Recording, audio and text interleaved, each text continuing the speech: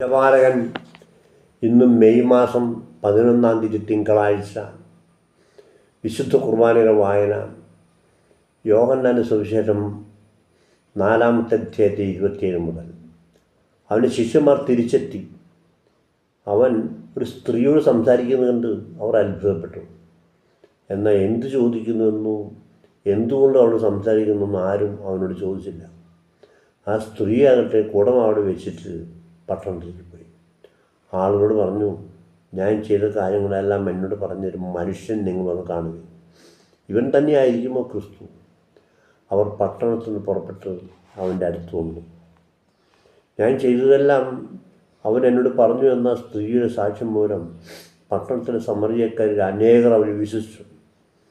ആ സമറിയക്കാർ അവൻ്റെ അടുത്ത് വന്ന് പറഞ്ഞു, തങ്ങളോടത്ത് വസിക്കണമെന്ന് അവനോട് അപേക്ഷിക്കുകയും അവൻ 2 ദിവസം അവിടെ താമസിക്കുകയും ചെയ്തു. അവൻ്റെ വചനം ശ്രവിച്ച മറ്റു പലരും അവനെ വിശ്വസിച്ചു.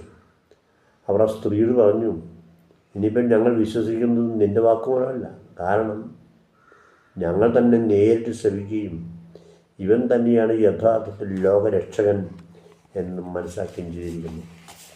നമ്മുടെ കർത്താവായ മിശിഹായ്ക്ക് സ്തുതി.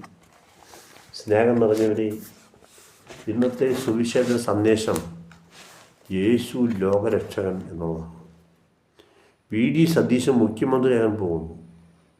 കോൺഗ്രസിനെ പരാജയത്തിൽ രക്ഷിച്ചതിൻ്റെയും അത്യുജ്വലമായ വിജയം നേടിയെടുത്തതിൻ്റെയും ശില്പി എന്ന നിലയിലാണ് അദ്ദേഹത്തെ മുഖ്യമന്ത്രി പദത്തിലേക്ക് നയിക്കുന്നത്. കോൺഗ്രസ്സുകാരുടെ രക്ഷകനെ അദ്ദേഹം അറിയുകയാണ്. കിടപ്പാടും ജപ്തി ചെയ്യാനിരിക്കവേ ഒരു ഉദാരമതി കടം വീട്ടി രക്ഷിച്ചാൽ കക്ഷിക്ക് ഉദാരമതിയോടുള്ള കടപ്പാട് എങ്ങനെ ഇരിക്കണമെന്ന് ഊഹിക്കാനാകും. അടുത്ത നാളുകളിൽ 50-ലേറെ വിദ്യാർത്ഥികളെ ബസ്സിൽ കയറ്റി യാത്ര തിരിച്ചപ്പോൾ ഡ്രൈവർ ഹൃദയസ്തംഭനം മൂലം വണ്ടിയിൽ വെച്ച് മരിക്കുകയുണ്ടായി.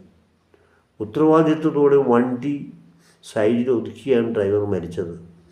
വണ്ടിയിലുണ്ടായ കുഞ്ഞുങ്ങളുടെ മാതാപിതാക്കന്മാർ അദ്ദേഹത്തിൻ്റെ ഉത്തരവാദിത്വ ബോധം കണ്ട് എത്രമാത്രം അദ്ദേഹത്തെ സ്നേഹിച്ചു, ആദരിച്ചു എന്ന് നമുക്ക് മനസ്സിലാക്കാൻ സാധിക്കും. സൃഷ്ടിയുടെ രാജാവാണ് മനുഷ്യൻ. മനുഷ്യവംശത്തിൻ്റെ മുഴുവൻ രക്ഷകനാണ് ഈശോ മിശിഹ.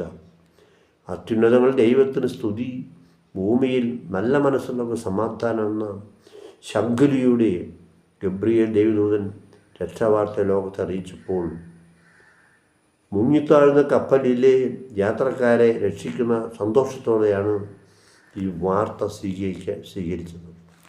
തൻ്റെ